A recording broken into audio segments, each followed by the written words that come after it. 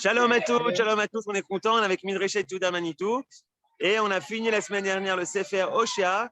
On va entamer le Sefer Yoel avec le Rav Eitan Fison. Bechavot, si vous avez raté les épisodes précédents, ils sont sur le site de Midreshet Yehuda ou sur YouTube. Bonne étude à tous. Yohan, il faut que tu me permettes de partager.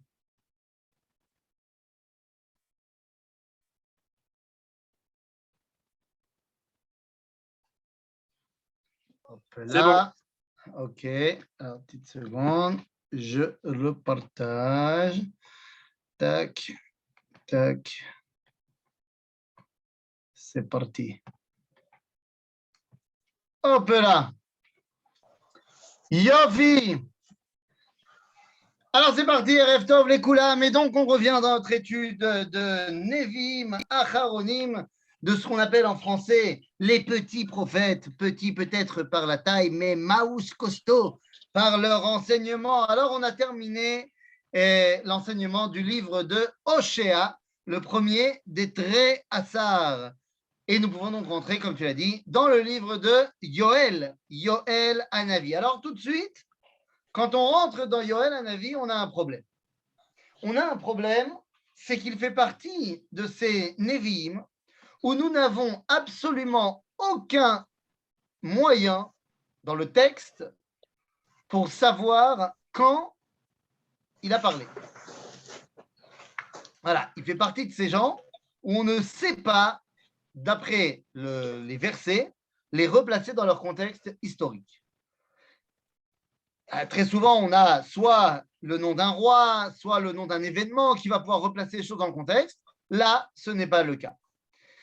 Ce qui va faire que nos sages vont essayer de trouver qui c'est Yoel et quand est-ce qu'il parle. Alors, il y a plusieurs, évidemment, avis, sinon ce n'est pas drôle. Dans certains avis du Midrash, eh bien, on va placer Yoel comme ce qu'on avait dit dans notre présentation en premier cours des Trei Assar. Certains vont le placer en deuxième partie des Trei Assar, si vous voulez, avec Nahum et Chabakouk, qui sont donc vers la fin de Mamlechet Shomron. Mais un autre avis de Chazal, qui semble être peut-être l'un des plus probants, tente à nous dire que en fait, Yoel est très ancien. D'abord, Rishon, il faut savoir que nos sages nous disent, à chaque fois qu'on nous présente un prophète et qu'on nous dit qu'il est fils de quelqu'un, et qu'on nous donne son nom au quelqu'un, ça veut dire que le quelqu'un en question était aussi prophète. Donc là, le premier verset de Yoel, dans le premier chapitre, c'est Devar Hashem Asher Haya El Yoel ben Petuel. Si on nous dit que le père de Yoel, c'est Petuel, ça veut dire que Petuel était aussi un prophète. Mais alors, qui est Yoel? Eh bien, d'après cet autre avis de nos sages, Petuel ne serait autre que Shmuel Hanavi. Shmuel Hanavi, et donc le Midrash demande alors pourquoi est-ce qu'il s'appelle Petuel? Qui pata et Akadosh Baruch Hu betfilato. C'est-à-dire qu'il a réussi à faire fléchir Akadosh Baruch Hu grâce à cette fila. Et c'est pour ça qu'il s'appelle Petuel. Mais à ce moment-là, eh bien, Yoel serait celui qui est mentionné dans le livre de Samuel, dans le livre de Shmuel, comme étant son fils. Et oui, dans le livre de Shmuel Hanavi, on a un des enfants de Shmuel qui s'appelle Yoel. Et donc, ça marche. Le seul problème, c'est que le Yoel présenté dans le Tanakh, en tant que fils de Shmuel, n'est pas tzaddik. Il ne suit pas la voie de son père. Nos sages diront dans le Midrash, Chata betseiruto ve'asa teshuva. Et donc, les paroles de Yoel Hanavi seraient donc les paroles de Yoel une fois qu'il a fait teshuva, dans l'époque, on va dire, sous le règne de Shlomo. C'est-à-dire, l'une des choses très marquantes chez Yoel Hanavi, eh bien, c'est la centralité de Jérusalem. Il parle beaucoup de Yerushalayim dans ses prophéties. Semble-t-il qu'il venait de Jérusalem. Diront nos sages, Stam Navi Mirushalayim. C'est-à-dire un prophète, si on ne te dit pas d'où il vient, c'est qu'il était de Jérusalem. Donc, tout ceci mis ensemble, eh bien, il est possible que Yoel nous parle dès le début de la Meloucha, à l'époque de Shlomo HaMelech. C'est-à-dire, voilà pour ce qui est de la présentation du bonhomme. Maintenant, présentons un petit peu le livre. Alors, je vous rassure, Yoël, ce n'est pas la même quantité de versets que Hoshea, évidemment. Si Hoshea avait 14 chapitres, eh bien, Yoël en aura 4. C'est-à-dire, donc, Yoël Hanavi, on a pris 4 cours pour étudier Hoshea, si je ne m'abuse. Ouais, non, je ne m'abuse pas. On prendra, à mon sens, 2 cours pour étudier Bezrat Hashem, Yoël Hanavi. Pourquoi 2 cours? Eh bien, parce qu'il y a tout simplement 2 grands sujets abordés par Yoël. Le premier qu'on va traiter aujourd'hui dans le premier et le deuxième chapitre, et le 3e et 4e chapitre parlent de Acharit Ayamim, parle de notre génération à nous, donc du point de vue du prophète, beaucoup plus tard, et donc ça fait rupture avec les 2 premiers chapitres. Ok, voilà, on a fait un petit peu le tour pour l'introduction. Je vous propose maintenant de rentrer dans les paroles de Yoël Hanavi. Donc ça va, tout le monde voit bien? Ouais, le texte, c'est bon? Alors allons-y. Devar Hashem el Yoel, asher haya el Yoel ben Petuel. שמעו זאת הזקנים והאזינו כל יושבי הארץ. הייתה זאת בימיכם ועם בימי אבותיכם. Nous dit Yoël, écoutez, הזקנים והאזינו כל יושבי הארץ. On ne peut pas ne pas entendre ici quelque part un peu de Moshe Rabbeinu. האזינו השמיים והארץ ושמע הארץ אמרי פי. Il y a quelque chose comme ça qui nous fait penser à Moshe Rabbeinu. Mais Yoël parle aux Zkenim. C'est-à-dire, c'est qui les Zekenim? Zekenim, c'est Zekana Chochma. Ce sont les garants de la mémoire et de l'héritage du peuple. Et donc Yoël parle aux Zkenim et leur dit, regardez, ce qui va se passer, ça va se passer de votre génération, dans votre vivant, mais Gam Bime Avotechem. En d'autres termes, il va se passer quelque chose maintenant que pour le comprendre, il faut le mettre en rapport avec ce qui s'est passé Bimea Avot. Alors, de quel Avot on parle? Est-ce qu'on parle de Abraham, Yitzhak et Yaakov? Non. On va voir de qui on parle. Alea livnechem saperu, ou benechem livnehem, ou benehem ledor acher. Il faut que ce qui va vous arriver, qui est arrivé à vos ancêtres, eh bien, vous le racontiez à vos enfants et durant toutes les générations. En d'autres termes, ce que va nous dire ici Yoël Hanavi transcende les âges. Vous allez me dire, toutes les paroles des prophètes transcendent les âges, c'est le but du prophète. Oui, mais non, car le prophète parle à une génération donnée. Ici, il semblerait que ce que Yoël veut nous dire a un retentissement pour toutes les générations. Encore une fois, Nevoa, Sheutzrecha le Dorot Nirteva. Donc, toutes les prophéties qui sont inscrites dans le Tanakh servent les générations. Mais il y en a qui servent les générations et il y en a qui parlent à toutes les générations. Ok? Alors, allons-y. Yeter agazam achal aarbe. Veyeter aarbe achal ayalek. Veyeter ayelek achal echasil. On est en train de parler ici de quoi? Eh bien, on est en train de parler d'une invasion terrible de sauterelles. Voilà ce que le prophète nous dit. Il va y avoir une invasion terrible de sauterelles et il y aura tous les styles de sauterelles qui vont y passer et qui vont tout manger. Hakitsu shikorim uvechu ve'elilu kol shote yain al asis ki nichat mipichem.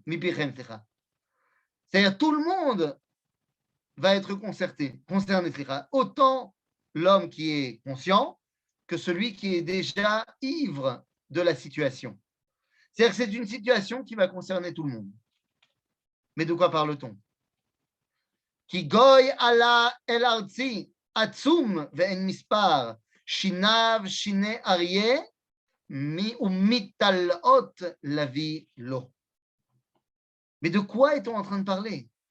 Il y a 2 secondes, il nous parlait d'une invasion de sauterelles, et là, il nous dit qu'il va y avoir une armée qui va se présenter devant le peuple d'Israël. À quoi fait-on ici référence, Rabotai? Eh bien, en fait, quand on parle dans le peuple juif, quand on parle d'invasion de sauterelles, eh bien, il est évident que ça fait référence à quelque chose. Je ne vais même pas vous faire l'affront de vous demander à quoi ça fait référence, parce que c'est tellement une évidence. Lorsqu'on parle de sauterelles dans le judaïsme, eh bien, évidemment que ça nous fait référence directement à Makat Arbe, à la plaie des sauterelles en Égypte. À la plaie des sauterelles en Égypte, évidemment. Et lorsqu'on parle de la plaie des sauterelles en Égypte, eh bien, on peut également parler de quoi? Eh bien, parler de cette armée d'innombrables soldats qui vient nous attaquer, nous poursuivre quand on va passer la mer. C'est-à-dire que ces deux réalités, d'un côté les sauterelles et d'un côté une puissance qui nous fait face, eh bien, ça nous ramène directement en Égypte.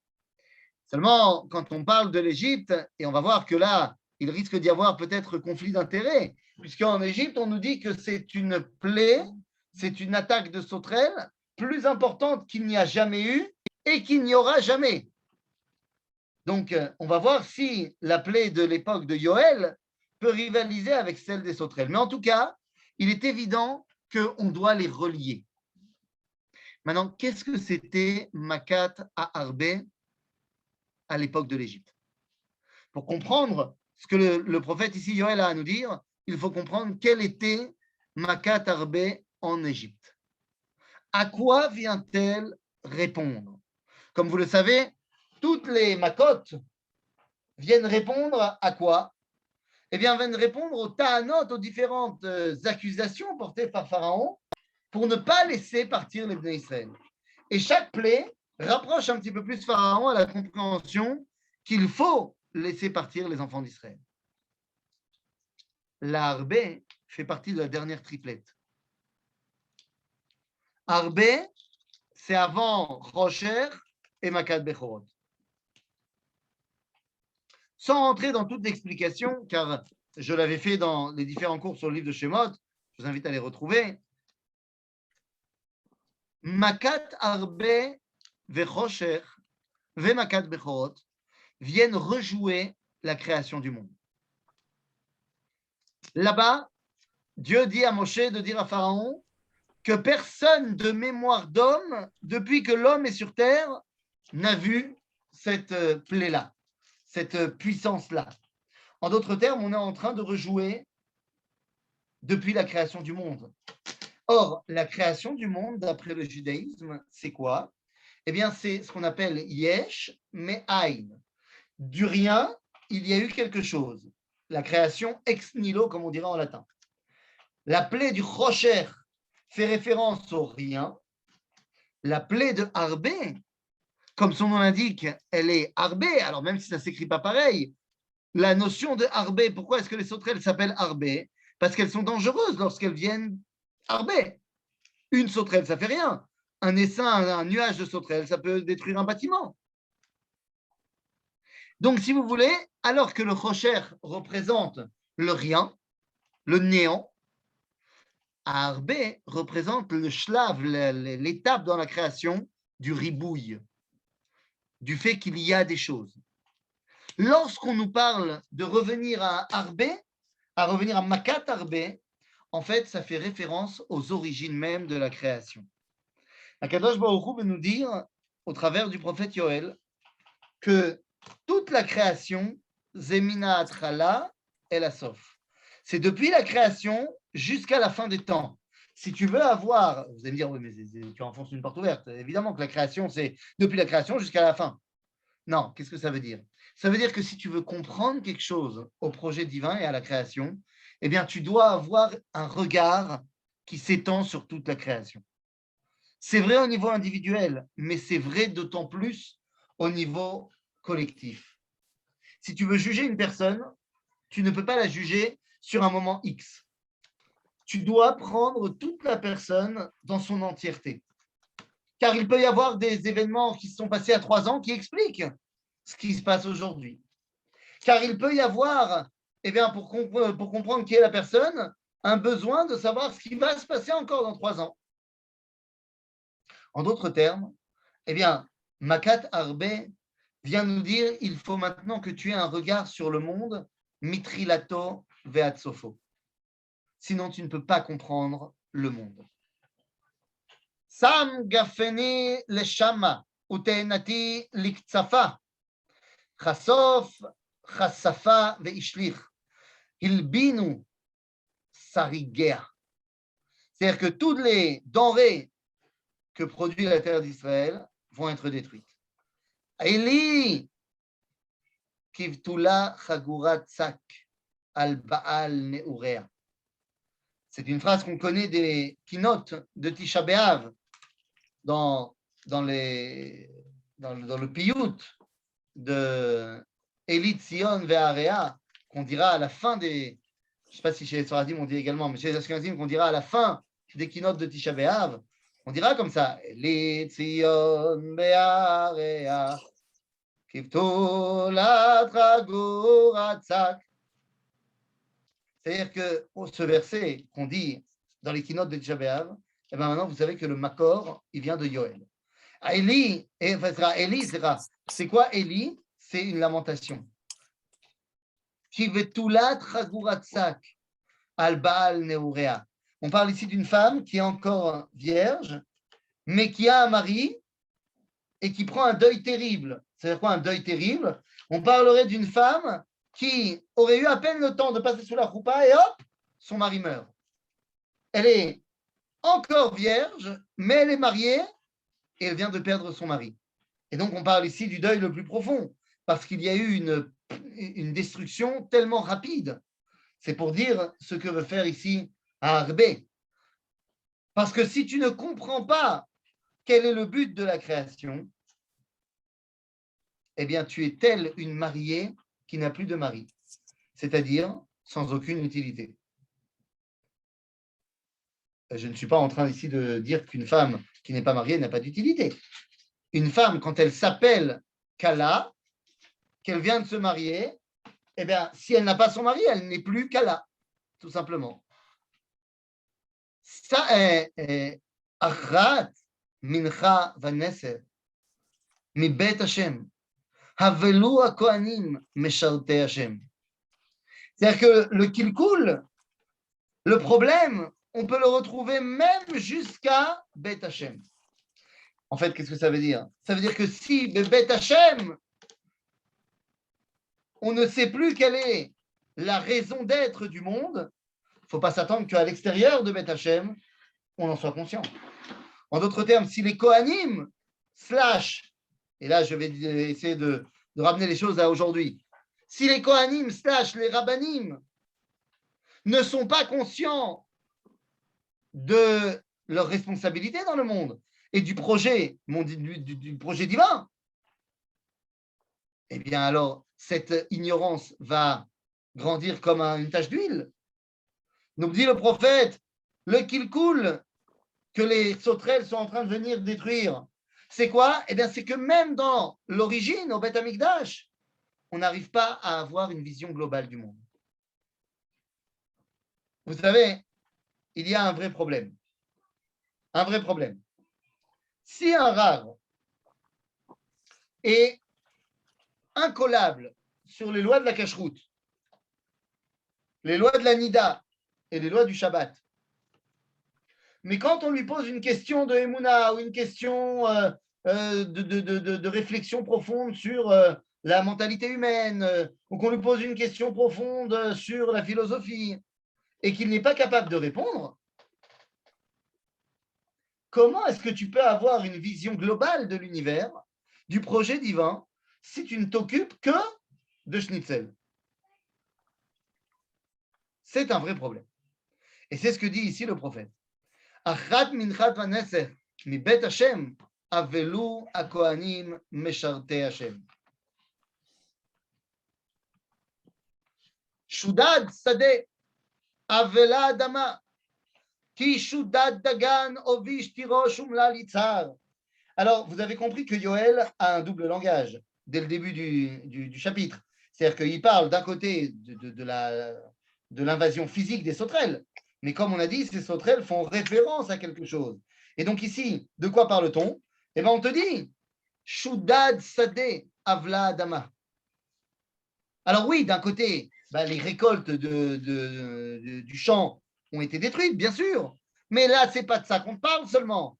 On te dit que Asadeh Asher Beracho Hashem, le Sadeh où Yitzhak a retrouvé l'odeur du Gan Eden, Haramoria, eh bien, Asadeh Ovisha,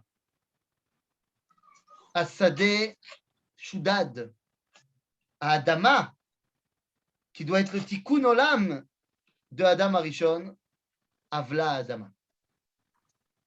C'est-à-dire que, alors que Hoshea nous disait à quel point Am Israël il partait en cacahuète, Yoël nous dit, bon, ben, c'est pas le tout de partir en cacahuète, mais qu'est-ce que ça fait? C'est-à-dire, c'est quoi le problème d'un peuple juif qui ne saurait pas quel est son rôle? Eh bien, le problème, c'est qu'il y a une disharmonie dans le monde entier. Car le peuple juif est là pour dévoiler le projet divin dans la création. Il ne le fait pas, c'est toute la création qui est remise en cause. Ovishu ikarim elilu kormim al chita ve'al seora ki avad ketzir sadeh. Avad ketzir sadeh. Mazé avad ketzir sadeh. Il n'y a plus la dimension de la récolte. Aval ketzir, évidemment, encore une fois, double langage. C'est évident qu'il y a dans le ketzir une dimension agricole, c'est la récolte. Mais il y a également Vei bimek tzir chitim, qu'on va lire dans notre paracha d'ailleurs, qui sont le symbole du moment où Yaakov va s'unir, non pas finalement avec Rachel, mais avec Léa, et va sortir Issachar ou Zvulun. C'est-à-dire, Akatsir, ça fait référence à la Olada. Ça fait référence à la possibilité de donner la vie. הגפן הובישה והתאנה אומללה רימון גם תמר ותפוח כל עצי השדה יבשו כי הוביש ששון מן בני האדם. Alors maintenant on va faire un petit jeu. Vous voulez bien on fait un petit jeu? Ce jeu il s'appelle Trouver l'intrus. הגפן הובישה והתאנה אומללה רימון גם תמר ותפוח עצי השדה יבשו כי הוביש ששון Min Bene Adam. Alors vas-y, vous pouvez ouvrir le micro et me dire qui est l'intrus.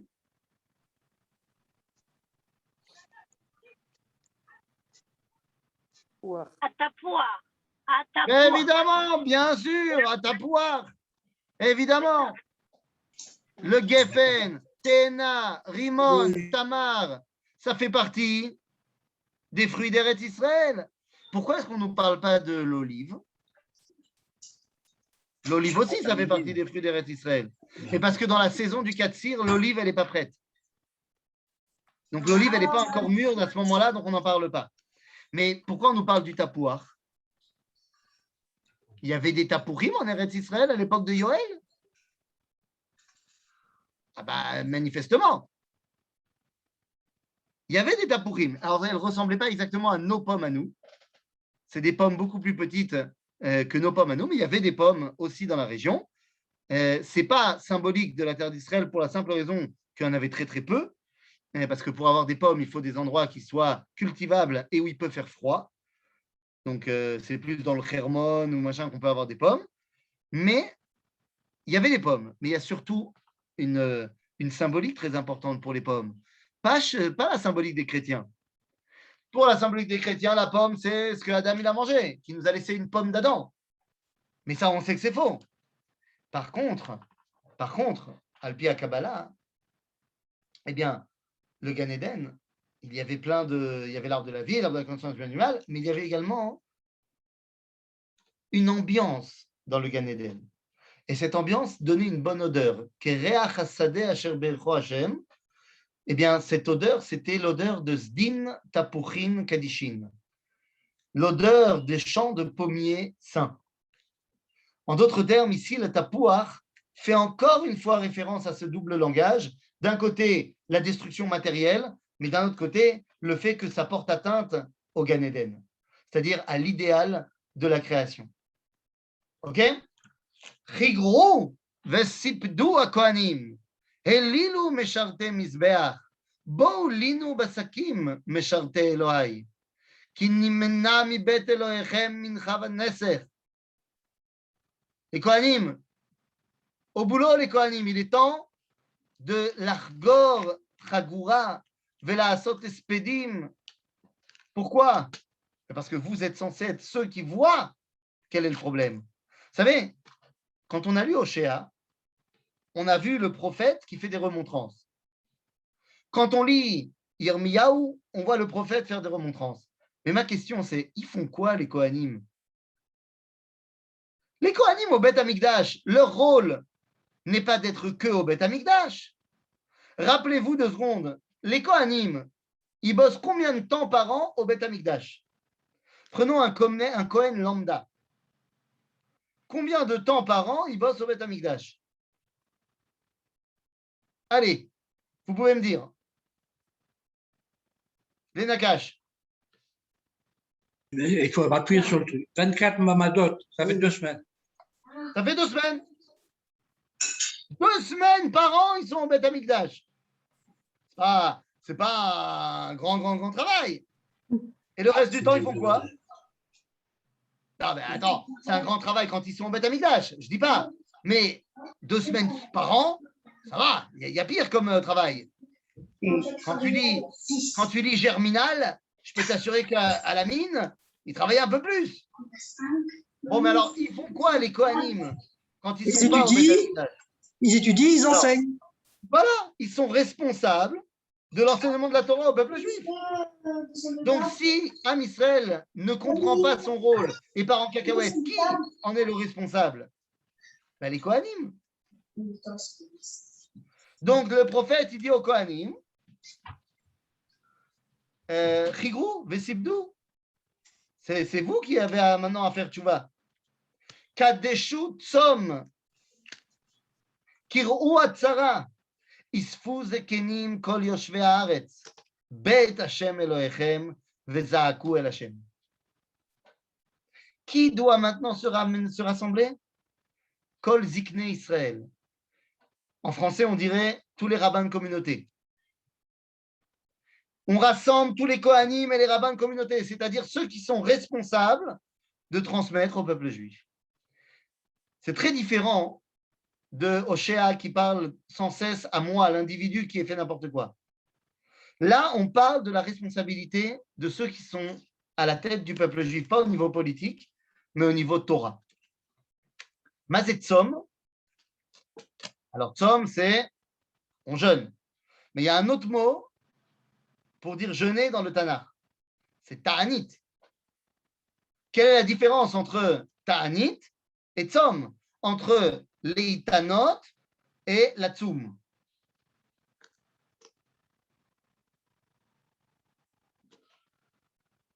Obligatoire. Un jeûne volontaire et un jeûne obligatoire. Non, Ta'anit. ça ne marche pas. Ouais, ça marche. Parce qu'il y a des Ta'aniot qui sont aussi volontaires. Oui, c'est ce que je dis. Ah, tu dis les Ta'aniot, ils sont volontaires, mais il y a des Ta'aniot qui sont obligatoires. Les soum sont obligatoires. Ah bon? Moi, je me rappelle que dans la Torah, on me parlait de Ve'initem et nafshotechem be'yom kippourim. Le Yom Kippour. Donc, il s'appelle Ta'anit. Ça s'appelle soum.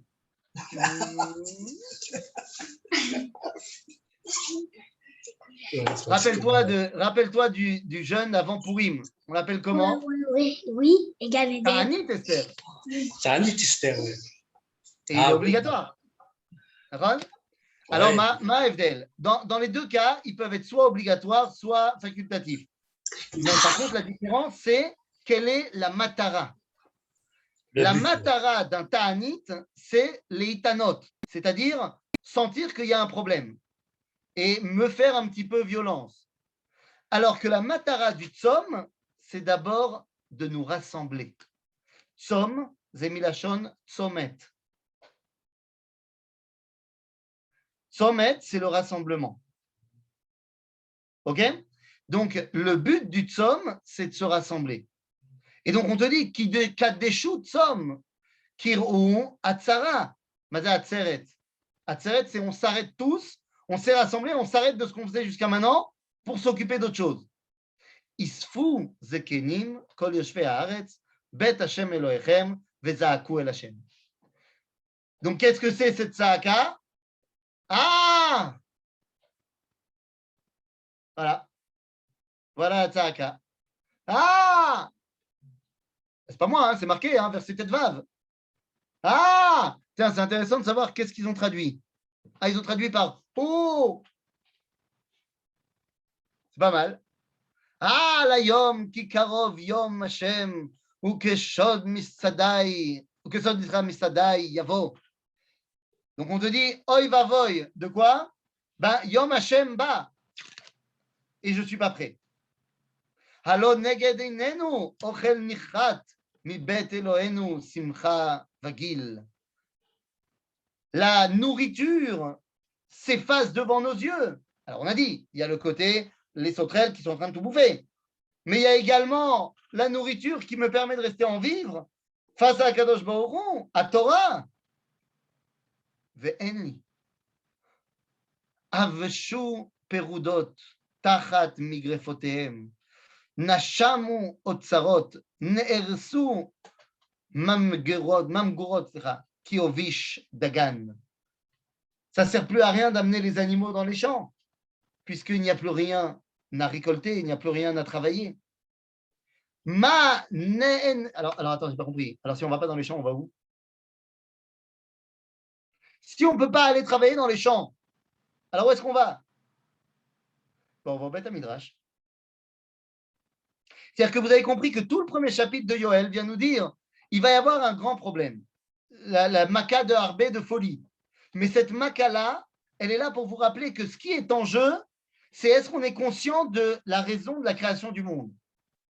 Donc, à chaque fois, il faut essayer de ramener Am Israël et ses dirigeants à l'endroit où ils peuvent apprendre quel est le but de la création. Uma ne'ennecha be'ema navochu edre bakar ki en mireh lahem. Il n'y a pas de pâturage pour les animaux. Bon, mais c'est qui? Ça, c'est pour les bakars. Mizatson. Mizatson shene shamu. Zanachnu. Son kedoshim, on est appelé. Alors, évidemment que c'est aussi les troupeaux. Et vous voyez qu'il y a une référence également au Am Israël, toujours. Elecha Hashem ekra. Ki esh ochla neot midbar. Veleava liata kol atzei asadeh. Elecha Hashem ekra. Pourquoi est-ce qu'on nous dit Elecha Hashem ekra? Je vais appeler et invoquer Dieu. Mazé ozer. Mazé ozer. Eh bien, ça sert à une chose. Tu as envie de revenir à l'origine. Tu as envie de revenir à l'origine? Alors il faut revenir à Hashem Ekra. Ekra, ça veut dire que je vais appeler, invoquer. Invoquer quoi? Ben, on a dit l'entièreté du processus de A à Z. Vous vous rappelez des Asafsouf Sheitavu Ta'ava dans le livre de Bamidbar? On a des gens qui se sont révoltés contre Akadosh Baruch Hu, Vatigar Baem Esh. Nos sages nous expliquent dans la Chassidoute que Mazé Vatigar Baem Esh. Esh, c'est mi Aleph Hachim. Il manque le Tav. C'est-à-dire que tu crois que tu as compris l'entièreté de la chose. Non, non, non, mon ami, il te manque la dernière lettre. Et quand il te manque quelque chose dans le regard général que tu dois avoir sur le projet divin, c'est Esh. Même si tu es arrivé très proche, il te manque une lettre. Non, non, il te manque quelque chose, c'est Esh. גם אליך השם אקרא, כי אש אוכלה נאות מדבר, ולהבה ליעתה כל עצי השדה. גם בעמות שדה תערוג אליך, כי יבושו אפיקי מים, ואש אוכלה נאות מדבר. Donc il semblerait qu'il n'y a plus du tout de moyens de survivre à cela. Ah ben si, יש moyen. תקעו שופר בציון. והריעו בהר קודשי ירגזו כל יושבי ארץ כי בא יום השם, כי קרוב. מה זה? מה זה תיקו שופר בציון? תיקו שופר בציון זה ראש השנה. מה זה? לתקוע בשופר, c'est pas seulement ראש השנה. לתקוע בשופר, en quoi le fait de sonner du chauffard, eh bien, va régler le problème qu'on a vu dans le premier chapitre. On a vu que le premier chapitre nous montrait le problème qui était l'éloignement de la compréhension du projet divin. En quoi le fait de sonner du chauffard, ça va régler le problème?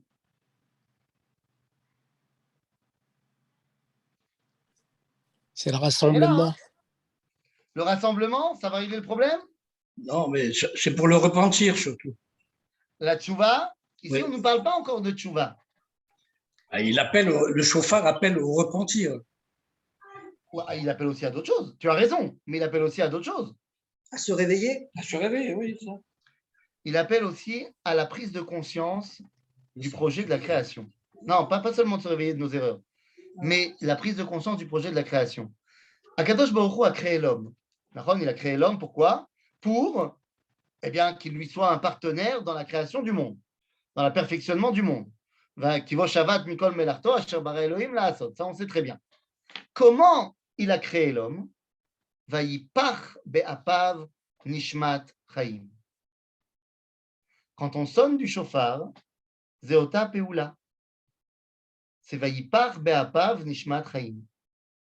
C'est-à-dire qu'on sonne le shofar pour refaire la même peula qui viachol que Akadosh Baruch Hu il a fait. Et ainsi, le shofar peut être quelque chose qui nous rattache à l'origine. Et donc nous réveille à la tchouva et tout ce que vous voulez. D'accord? Donc, tikou shofar betzion. Ve'ariu be'ar godshi yirgezu kol yoshvei haaretz ki ba yom Hashem ki karov. Yom choshech ve'afela. Yom anan ve'arafel. כשחר פרוס על ההרים, עם רב ועצום כמוהו לא נהיה מן העולם, ואחריו לא יוסף עד שני דור ודור. Donc ici, Yoel nous décrit le nuage de sauterelle qui arrive, qui va amener l'obscurité en plein jour, tel qu'il n'y en a jamais eu avant et qu'il n'y en aura plus. Et j'ai dit, conflit d'intérêts avec le verset dans Paracha de Bo. Puisque là-bas aussi, on nous dit que comme il n'y en a jamais eu, comme il n'y en aura plus. Donc, qu'est-ce que ça veut dire? Soit il y en a un qui ment, soit c'est Moshe qui ment dans Parashat Bo, soit c'est Yoel qui ment dans Sefer Yoel. Ou alors, c'est le même nuage de sauterelles. Et c'est ce qu'on disait depuis tout à l'heure. C'est les mêmes sauterelles, Rabotai. Alors, je vous rappelle que les sauterelles de Pharaon, elles ne sont pas mortes. Akadosh Baruch Hu, il a emmené un Ruach Kadim qui a emmené toutes les sauterelles. Donc, c'est ces mêmes sauterelles qui reviennent. C'est donc le même enseignement qu'on doit en tirer. Lefanav achla esh ve'acharav tela'et le'ava kegan eden haaretz lefanav ve'acharav midbar shemama ve'gam peleta lo hayta lo. Là, si les choses n'étaient pas claires, et bien maintenant elles le sont. On fait clairement référence ici au Gan Eden, et on te dit, avant c'était le Gan Eden, et là ça l'est plus. Pourquoi ça l'est plus? Parce que vous ne remplissez plus votre rôle. Ok? Kemar'e susim mar'eu, keparashim ken yerutzun, kekol merkavot al rashi harim yerakedun. ככל לעב אש אוכלה קש, כעם עצום ערוך מלחמה. Il y a un bruit énorme, un son énorme qui est entendu. Mazeke kol merkavot. Ça peut être évidemment, de manière encore une fois, très concrète, le bruit des soldats de Pharaon, puisqu'on a dit qu'on doit faire la référence avec la maca des sauterelles de l'Égypte. Et Paro, il avait ses merkavot. Kol rechev bachour. Donc, il y a ça, évidemment, mais il y a autre chose. Eze merkavot asuraash. Si on dit que Yoel, c'est l'époque de, comment dire, c'est l'époque de Shmuel, enfin, le fils de Shmuel, alors ça ne va pas ce que je vais dire maintenant, Mais si on suit l'autre avis de Chazal, qui dit que c'est dans la deuxième moitié de Mamlechet Israël, alors ça passe. Parce qu'à ce moment-là, vous comprenez que la Merkava qui fait beaucoup de bruit, c'est la Merkava de Eliyahu Navi qui l'emmène Beseara Shamaïma.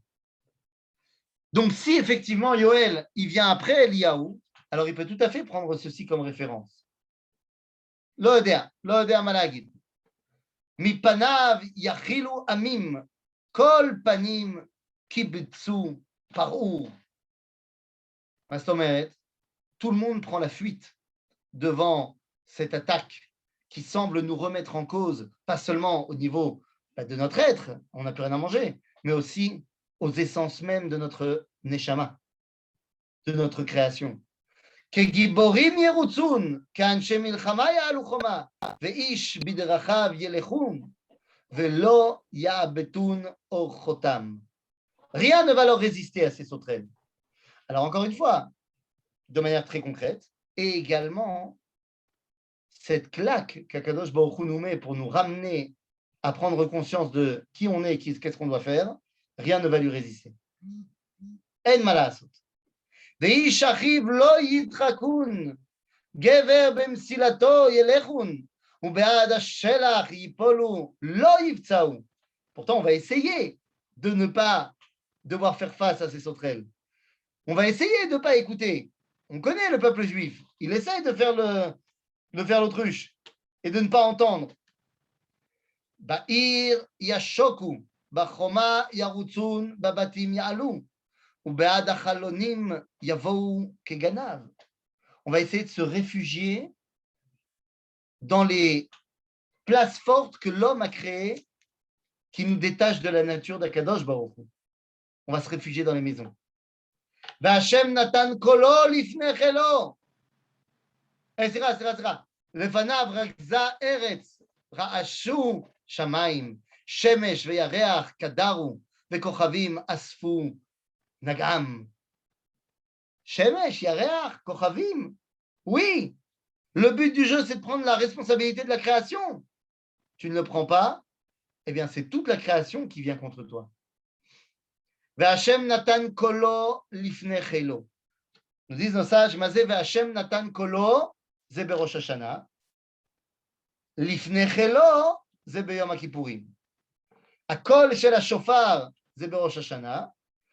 וביום הכיפורים c'est l'armée de la justice. כי רב מאוד מחנהו, כי עצום עושה דברו, כי גדול יום השם ונורא מאוד, מי יחילנו? באמת, מי יצדק לפניך ביום דין? Donc on est en train véritablement de nous ramener au fondement même de notre identité.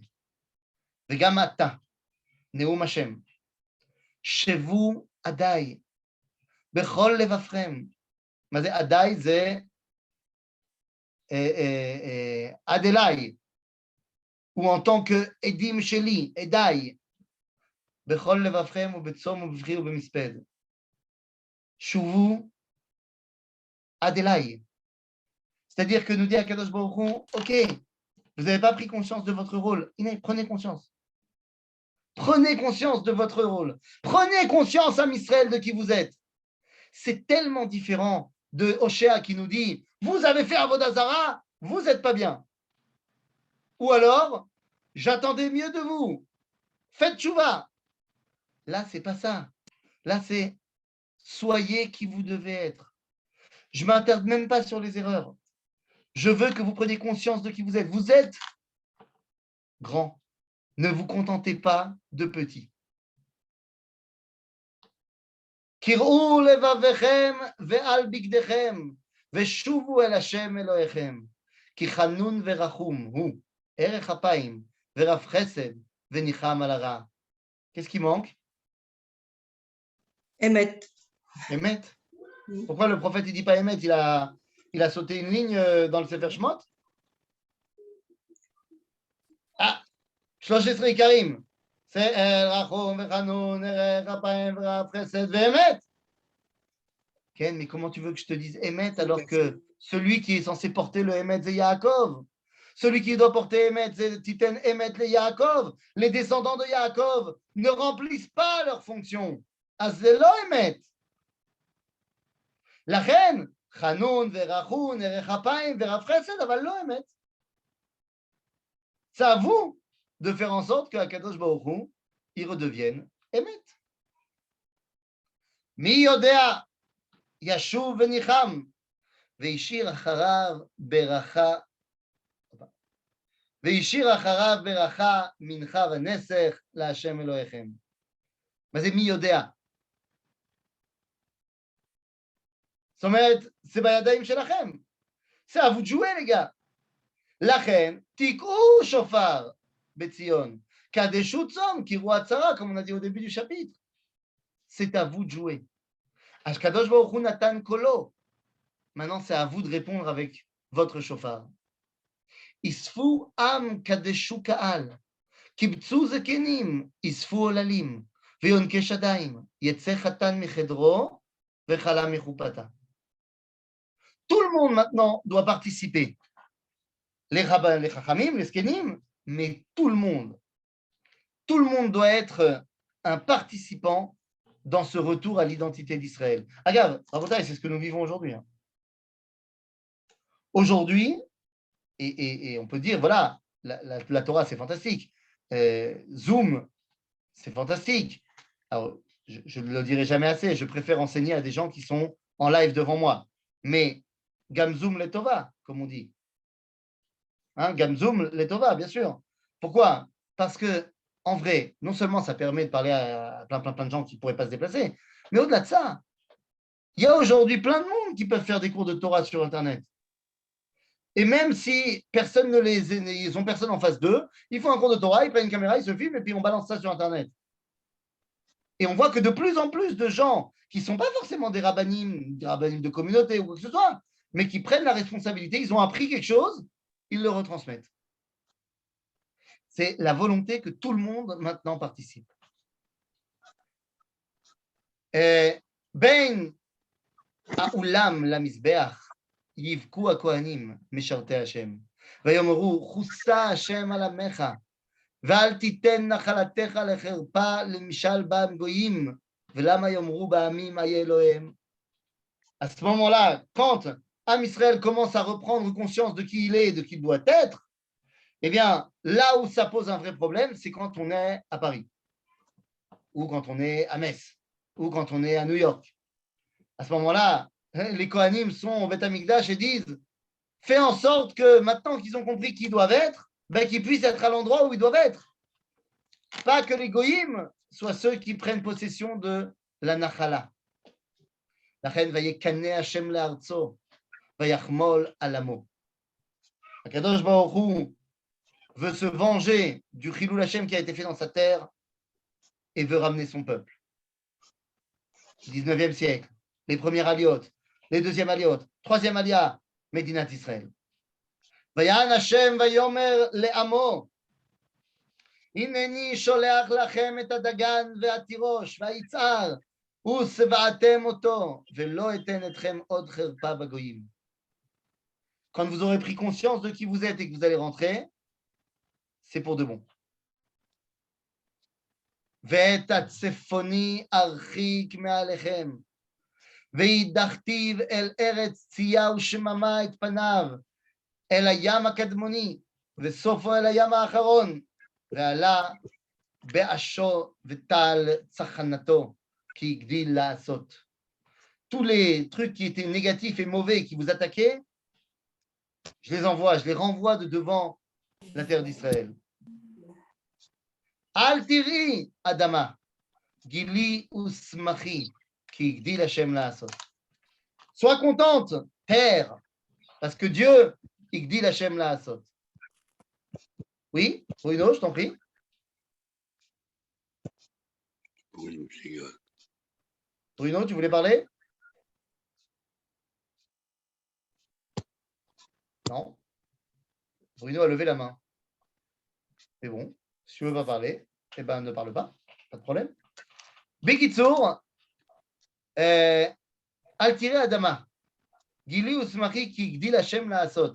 Ça vous fait penser à quoi qui Igdil Hashem La'asot? On connaît ce verset dans sa version Tehilim. Shir HaMa'alot. Eh oui, Shir HaMa'alot, Beshuv Hashem et Shivat Zion Haynu Kecholmim. Az Imale Tzchok Pinu L'shonenu Rina. Az Yomru Bagoyim. Igdil Hashem La'asot Imele. C'est quoi? Igdil Hashem La'asot Imele, c'est quand on revient en Eretz Israël. Quand Am Israël revient en terre d'Israël, ça s'appelle Igdil Hashem La'asot. Et ça semble donc maintenant recorrespondre à Yoël en tant que fils de Shmuel, qui donc à ce moment-là est un contemporain de David, qui reprennent les mêmes névuot. Donc ça correspond pas mal. Igdil Hashem La'asot.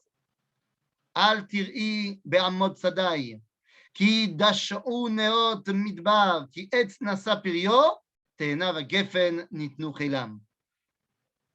Eh oui, Mark Twain, quand il vient ici, il dit que c'est un désert. Chateaubriand, quand il vient ici, il dit que c'est un désert. Pendant 1000 ans, depuis, même plus que 1000 ans, tous les gens qui viennent ici, ils n'arrivent pas, ils disent que c'est un désert. Pouf, tu as des Russes, des Thémanim, des Litaïm Chassidim qui viennent en Israël, qui n'ont jamais planté un arbre de leur vie, qui arrivent, qui plantent, et ça devient le Gan Eden. Malasot. ובני ציון גילו ושמחו בהשם אלוהיכם, כי נתן לכם את המורה לצדקה, ויורד לכם גשם, מורה ומלקוש בראשון. La pluie va tomber comme elle doit tomber. Réjouissez-vous, Am Israël. Parce que ça y est, vous êtes revenus, les Béné Tzion. Umalou ageranot bar veishiku ayekavim tirosh veitzar. On va pouvoir enfin reproduire de la terre d'Israël. Veshilamti lachem et hashanim asher achal ha'arbe hayeleg vechasil ve'agazam cheli agadol asher shilachti bachem. Et je vais vous rembourser tout ce que les sauterelles ont mangé. Alors encore une fois, comme on a dit depuis le début, tant au niveau physique, la récolte va repousser ce que tu veux, mais également au niveau profond, comme on a dit, que si la Harbé était là justement pour nous remettre en cause sur notre non-prise de conscience de qui on est, et bien une fois qu'on a pris conscience, eh bien on est encore plus mis en avant par Akadosh Baruch Hu. Va'achaltem achol ve'savoa והיללתם את שם השם אלוהיכם, אשר עשה עמכם להפליא, ולא יבושו עמי לעולם. Et à ce moment-là, la honte du peuple juif cessera à jamais. וידעתם כי בקרב ישראל אני, ואני השם אלוהיכם, ואין עוד, ולא יבושו עמי לעולם. Am Israël a eu honte de qui il était pendant 2000 ans d'exil. Il était obligé d'être un juif errant avec son gros nez qui devait baisser la tête et attendre que ça se passe. Ze achi kara shemo Yaakov vayakveni ze pa'amaim. Tant que Yaakov reste Yaakov, alors il a ce sentiment de boucha par rapport à Esav, par rapport au monde. Tout d'un coup, dans notre paracha, va naître Yosef. Et à ce moment-là, nous dit Rashi, Nolad sitno shel Esav, donc il peut y aller, il peut rentrer, il a plus honte. Mais c'est Nolad Yosef. Yosef, nous disent nos sages, Gematria Tzion. Donc, puisque le sionisme est né avec Yosef, on peut rentrer à la maison. Béné Tzion.